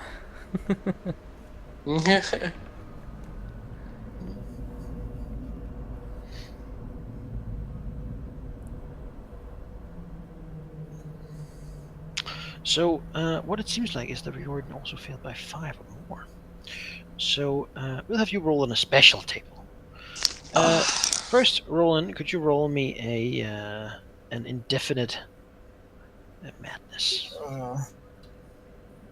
1 moment. Campaign gross. As the screams and howling sounds manifest in some way. Well, look at that. I'm so glad Gash didn't get that. Yet. Oh my god. Yeah. Oh, no. So these things of terror and such, perhaps hearing what people had to go through in Thebachard's cavern, like cavern and such, might have cemented to him that he just really fucking needs to get out right now. You can choose how to choose to play it or how you define your goal, but it is the only thing, and you don't care about, I suppose, side quests. Or fucking about down here. Reorton. Can I have you roll me a D100? 86. God. Alright. Sure. You will get something that's slightly stranger, as you begin to feel like inside you like an anger at perhaps the world, perhaps that you have to go here and listen to this, that that you can't go there and do something, that everything just seems to, like, you're small and everything looks down upon you, right?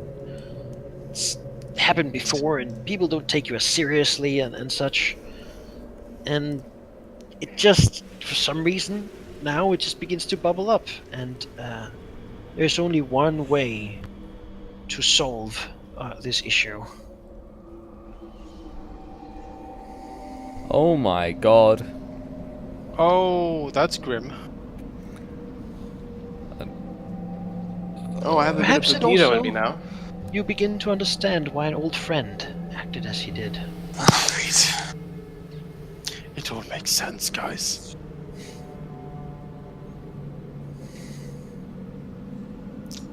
Well, who Hey. knew that the halfling was gonna be the creepiest of all of us? I know. The halfling bard.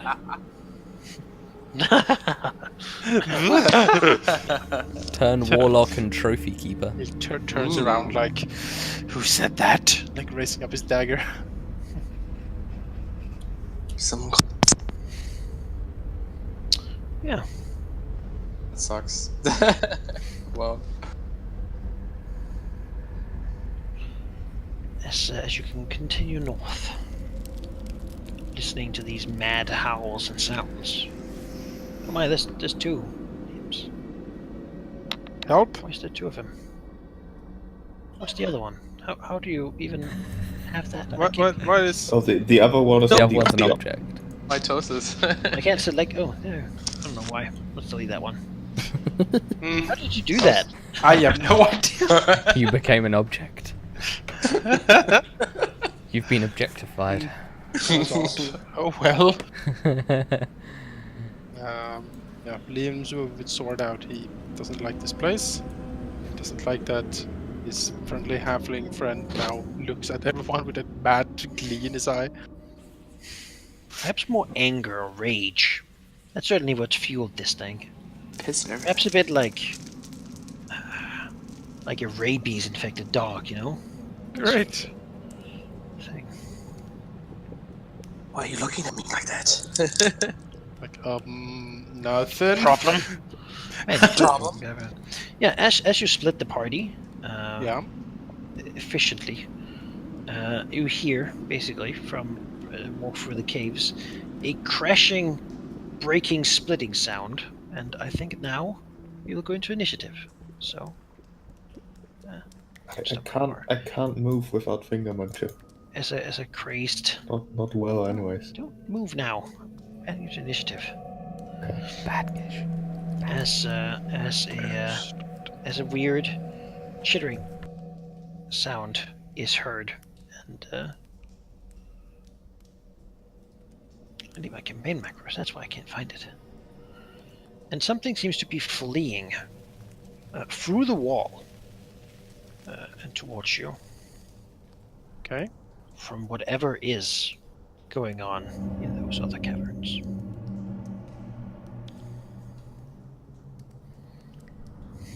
Oh wow, we rolled like shit. Except the order who's super quick. He's wanting to make his new trophies. Yes, that's right. He's like, yes! It this time. wall in front of Roland and Gesh crumbles, and something massive and insectoid sort of crushes through, Oh no. looking at whatever is here with big insectoid eyes. And, well,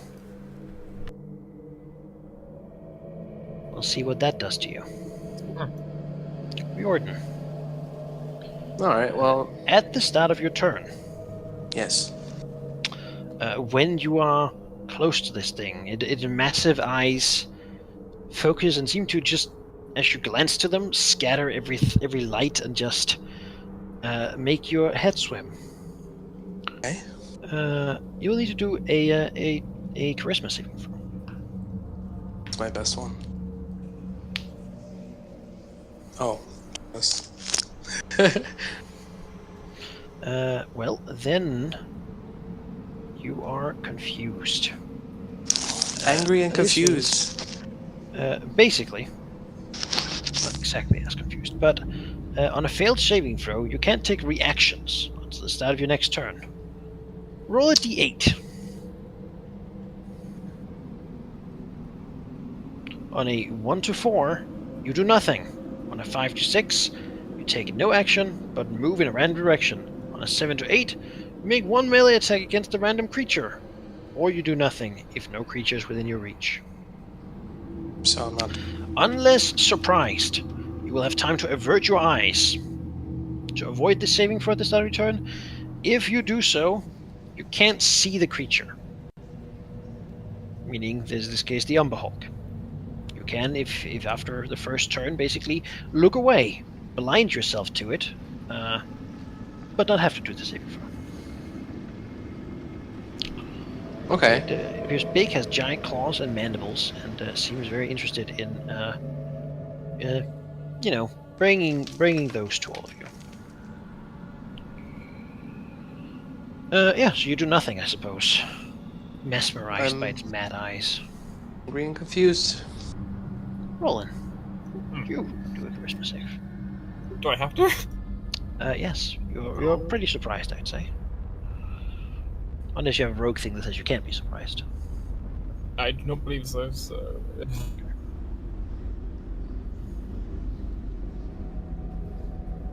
Let's see, D8.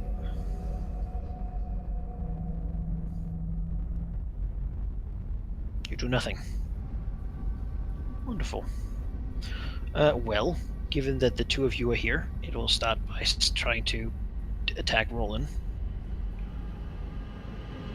Doing 10 damage to him. You can't do anything against that, so... After that, it'll try to claw at Gesh. Doing 9 damage to him. After that, it will roar with its massive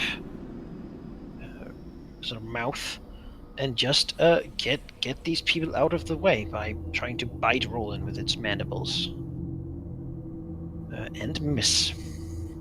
Or rather, bite into his armor without actually cutting through. Seems rather mad and enraged. Frenzy, basically. Cirilla, you do a save. I sure can. Woo! Yes, you can act fine. And Okay. you can choose to avert your eyes, basically, so you won't have to save next turn. If you want to. Sure. Fuck. I feel like this thing is Just gonna give be... yourself like a purple halo, for example, so you can see that you're averting your eyes. Basically, you will have disadvantage to attack it, it has advantage to attack you. But you don't have to save. Okay. I'm really not sure what to do. I think we need to actually use some shit to kill this thing as quickly as damn possible. So, I'll use Simi, as is my right. Certainly he's a fan favorite, as it were. Not that much damage, but yeah, it works. Put Simi right there, I think. And the size will be again. So 17 for 4 damage. Not much. Well, you miss, or rather you cut into its thick hide and do nothing. 17 misses. Fuck. Okay. Yes, we do a save. Oh, that was just my bonus action, man. Okay. Oh, That Oh, was yeah. just my bonus action. Come now. sure. Cleric actions. I will swing my sword at it. Because disadvantage still. Disadvantage. Oof, You're not looking at it. those are polar opposites. Yeah, fumble. Basically, you miss it completely, having, not looking where you're hitting, looking just where- stepping closer, like swinging the sword while looking away. Yeah. Perhaps even yelling to the others that it works to look away, because its eyes are mesmerizing. Mhm. Gosh, Oh, see that save. You got a decent charisma, right? I mean, now that you said it, wow. Okay. No, I suppose you don't. I see a D8. 7. 7, so you attack a random creature. Let's do a D3. 1 being the Umber Hulk, then Roland, then you. Okay. Oh, that's Roland. So you attack Roland with whatever thing you have at hand. Well, the thing is, he's surprised, so he obviously doesn't have his dagger out. Meaning the only alternative means of attacking for him is a spell. Or punching. Or punching. His fist. Sure, he'll bash out. punch Roland. Sure, if you can hit, you do get a point of damage. Okay, let's just attack. Oh, 21. what? I What a guess you hit. punch Roland on the jaw, giving him a point of damage. You just hear a surprise shriek from Gash as he smacks Roland in the face.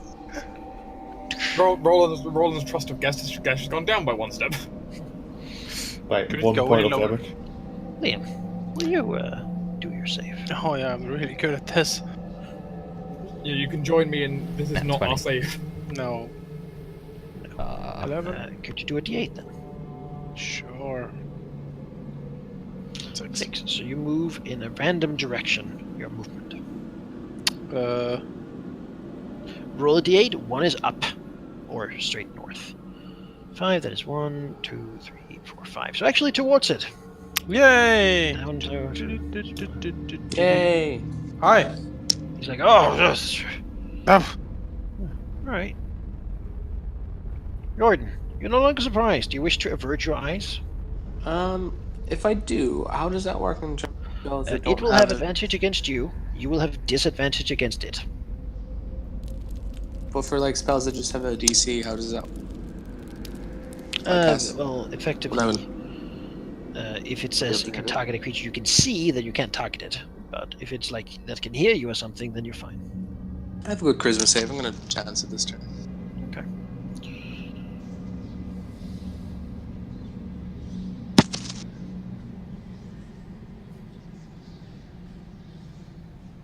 okay.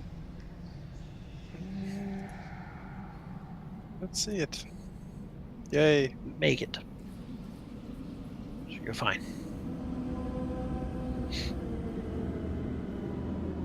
Apparently his Discord crashed. What do you want to Oh, do? great. What does he do? you have a direct line, as it were. Yes, he will cast Dissonant Whispers on the Umber Hulk. Okay, I don't remember what that does, but he probably has a button for it. There's probably a button for it, yes. Button. Dissonant Whispers. Bard 2. Okay.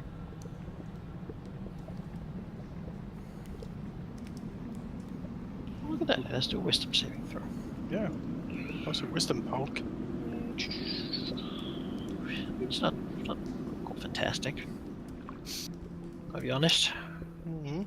Still a +3. Yeah, it's a +10. It's not good, you know. Oh. Just Yeah, makes. well, it makes it. Yeah, just makes it. It's half damage. Yeah. Taking half damage, 9. And no additional effect. Basically, it has a headache. Big insectoid headache. And then a few steps up there. Alright. Roland, you avert your eyes. Yeah. Roland's not good at charisma save, so he's going to avert it. Alright, give yourself the purple halo. It doesn't mind one bit. Roland is then going to proceed to, as a quick action, light up Dawnbringer, Yes. which means I have light around me, which, I mean, that's fun. People can see. How big was it? Like 30 feet? Yep.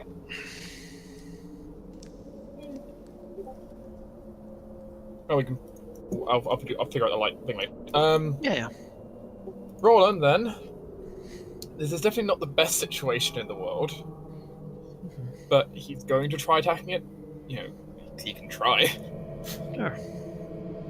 I've got disadvantage, I think, but you know. You sure do. I should only have one attack. Sad you do. Yeah. I should only have one attack, but yeah. It's Otherwise, that's a it's 1 2. then. Mm-hmm. Yeah. Don't know why it gives you 2. It shouldn't. But, oh well. I guess is it no? No, there's advantage. Yeah. Well, there is a single attack button, which I decided I have to remember to use that one instead. Yeah. So yeah, you miss. Not a lot more Roland could have done with that. All right. Anything else? You want to move somewhere? Not really. Okay.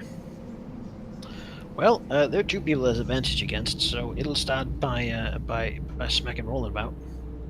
It's claw. 15 for 8 damage. Well, that hits, but I will go ahead and use Uncanny Dodge to half damage. Okay. Sure, 4 then. And then you get another... that's an 18. Against me as well. Yep. 7. Yep, so that comes out as what? What's the previous attack? 4 plus 7 is 11 Okay, 11. damage. And then it'll bite you as well. It's going all out here. Yeah. It's almost like it doesn't like the light. It doesn't actually hurt it. For another 8. Ow. It doesn't really want to shift anywhere because it is so surrounded and also somewhat crazy. It actually likes all the bodies around it. Lady Cirilla, reading your eyes, so you're good. Okay. I guess I'll come over here with Simi.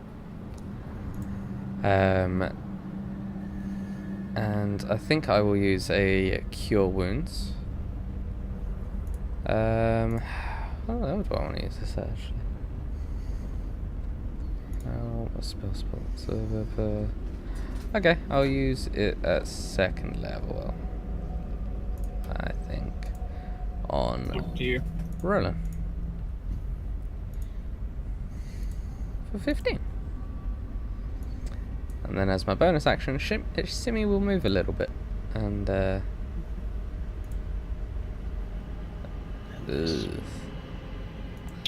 not great.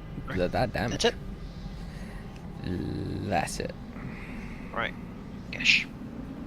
Are you averting your eyes? Probably not. Okay, then do your save.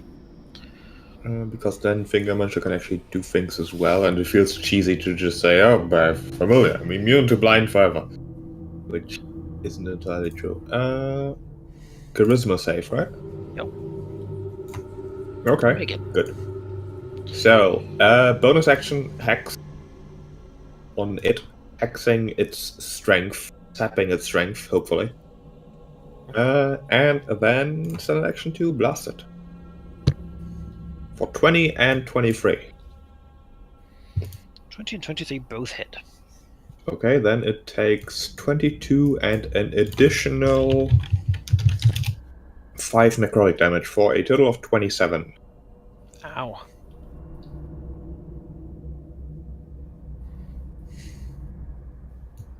Yeah, you And- blasted. It doesn't like it. That is very good. And Finger Muncher, let's pretend he's here, will try to give advantage to Liam. Alright. So he's attacking without disadvantage now. Hooray! Well, depending if he averts his eyes. No, he averts his eyes, definitely. Okay. The charisma is not my strong save, so. Yeah, it seems like right now Gesh has its full attention. Well, Liam will try to get rid of that by following Finger Munches. He looks down at his feet, and Finger Munches pointing where to swing, basically.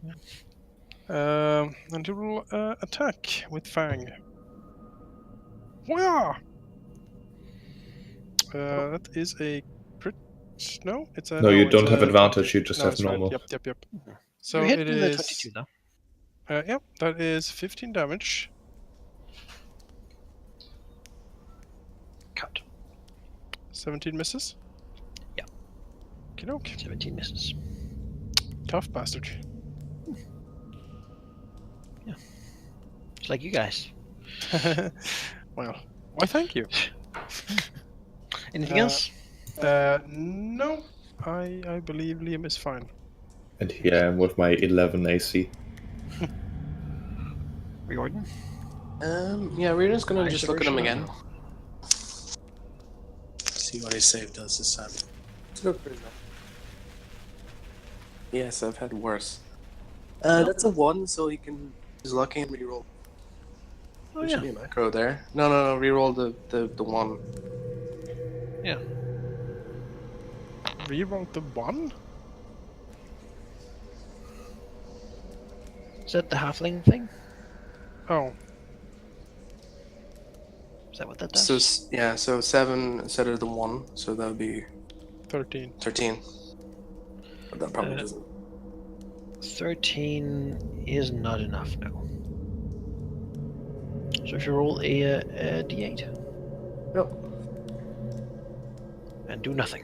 Alright, it's better than hitting somebody. Excellent. Well then. Roland is going to go ahead and first thing, while still averting his eye because he doesn't like. He's going to go ahead and at disadvantage make a swipe at it. I'll try. 26. Manico's on mute for some reason. 26 hits. And that will 19 damage. 19 damage. Surely with this damage and the light. I will then, as a quick action, disengage. Later. Betrayal. Actually, yeah. You cut up just as you began. Oh, for fucks. Well, it has its target in the gash. It I has think what Ruth does- disadvantage on strength attacks, but you know, it also has well, it just has disadvantage because he didn't look away. So, start by clawing. No, It's a miss. clawing. Yeah, that hits. 8 damage. That isn't too terrible. Save the concentration. Right. Well, it'll try to bite you as well. 12. Still wow. hits. For 17 damage. Isn't there something that Riordan can do to Well, lower what attack was the rolls? roll? What was the roll? He got a 12. My AC is 11. Yeah, I can cutting words it. I thought it was a 21. So, yeah. I can. 7. So, Lower. yeah, so rolled a 5 basically. Yeah, 7 lower would then definitely miss. Yep. Right? Yep. I mean, yeah, assuming you don't have an incredibly terrible No. AC. Okay, good. Of like 5. Alright. Gets is secretly an ooze now, everyone. His AC is through the Dark floor. magic affected upon it. It doesn't like it at all. We'll, do its like shift. Go here.